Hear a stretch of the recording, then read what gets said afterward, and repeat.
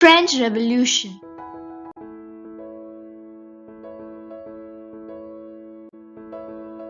French society during the late 18th century. In 1774, Louis XVI of the Bourbon family ascended the throne of France. Upon his ascension, the new king found an empty treasury. To meet its regular expenses, the state was forced to impose taxes. France was divided into three estates, and only members of the third estate paid taxes. First estate, clergy. Second estate, nobility. Third estate, merchants, lawyers, peasants, artisans, etc. Subsistence crisis. The population of France rose from about 23 million in 1715 to 28 million in 1789. This led to rapid increase in the demand of food grains. Production of food grains could not keep pace with the demand, so the price of bread rose rapidly. The wages of laborers could not keep pace with the rise in the prices. This led to a subsistence crisis. A subsistence crisis is an extreme condition where the basic means of livelihood are endangered. A growing middle class envisages an end to privileges. The 18th century witnessed the emergence of social groups termed the middle class, which included traders, manufacturers, lawyers, or administrative officials. Members of the middle class were educated and believed that no group should be privileged by birth. These ideas were put forward by philosophers like John Locke and Jean-Jacques Rousseau.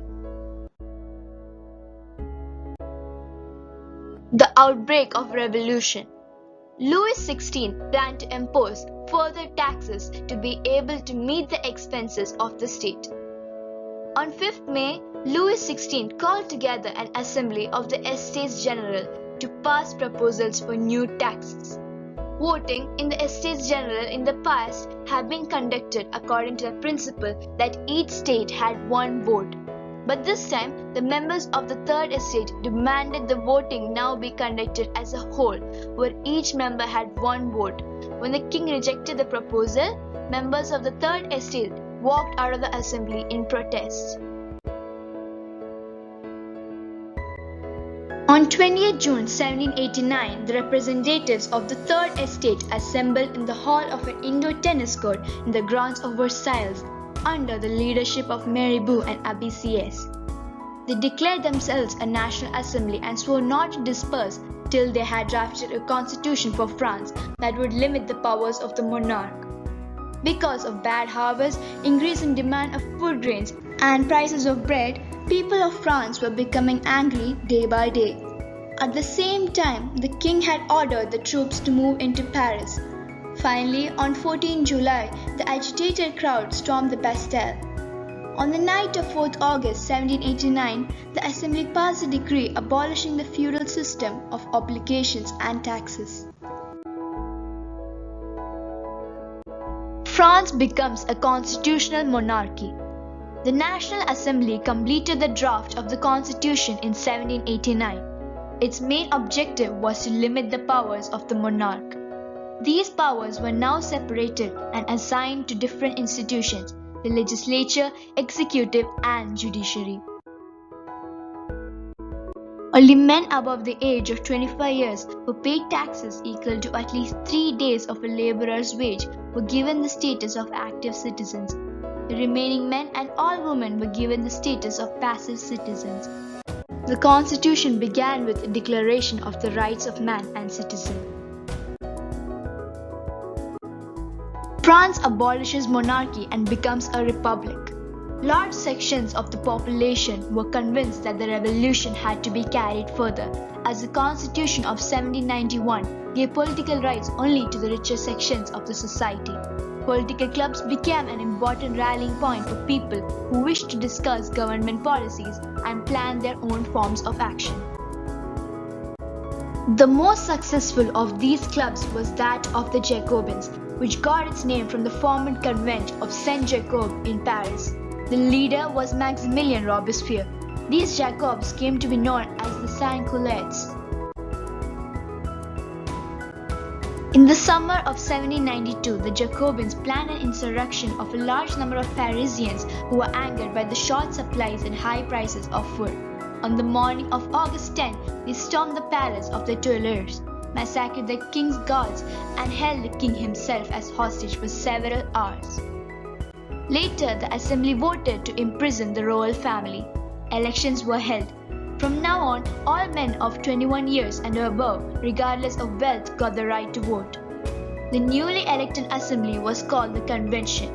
On 21st September 1792, it abolished the monarchy and declared France a republic. As you know, a republic is a form of government where the people elect the government, including the head of the government. There is no hereditary monarchy. The former Louis XVI, now simply named Citoyen Louis Capet, was executed by guillotine on 21st January 1793 on the Place de la Conquête. The Reign of Terror. The period from 1793 to 1794 was known as Reign of Terror. Robespierre followed a policy of severe control and punishment. All those whom he saw as being enemies of the Republic were arrested, imprisoned, and then tried by a revolutionary tribunal. If the court found guilty, they were guillotined. Robespierre's government issued laws placing a maximum ceiling on wages and prices. Meat and bread were rationed. Equality was also sought to be practiced through forms of speech and address.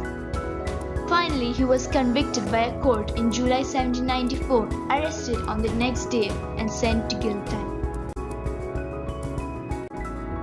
A directory rules France. A new constitution was introduced which denied the vote to non-propertied sections of society. It provided for 2 elected legislative councils which then appointed a directory and an executive made up of 5 members. The directors often clashed with the legislative councils, who then sought to dismiss them. The political instability of directory paved the way for the rise of military dictator Napoleon Bonaparte. Women Revolution. From the very beginning, women were active participants in revolution. To discuss and voice their interests, women started their own political clubs and newspapers. The Society of Revolutionary and Republican Women was the most famous of them. Women were disappointed that the Constitution of 1791 reduced them to passive citizens. The revolutionary government did introduce laws that helped improve the lives of women. During the Reign of Terror, the new government issued laws ordering closure of women's clubs and banning their political activities. The abolition of slavery. The unwillingness of Europeans to go and work in the colonies in the Caribbean, which were important suppliers of commodities such as tobacco, indigo, sugar, and coffee, created a shortage of labor on the plantations. Thus, the slave trade began in the 17th century. Port cities like Bordeaux and Nantes owed their economic prosperity to the flourishing slave trade. Jacobin regime in 1794 abolished slavery in the French colonies. However, 10 years later, Napoleon reintroduced slavery. Slavery was finally abolished in French colonies in 1848. The Revolution and Everyday Life. After the storming of the Bastille in the summer of 1789 was the abolition of censorship. The Declaration of the Rights of Man and Citizen proclaimed freedom of speech and expression to be a natural right. Newspapers, pamphlets, books, and printed pictures flooded the towns of France from where they traveled rapidly into the countryside and described and discussed the events and changes taking place in France. Plays, songs, and festive processions attracted a large number of people, which was one way they could grasp and identify with ideas such as liberty or justice.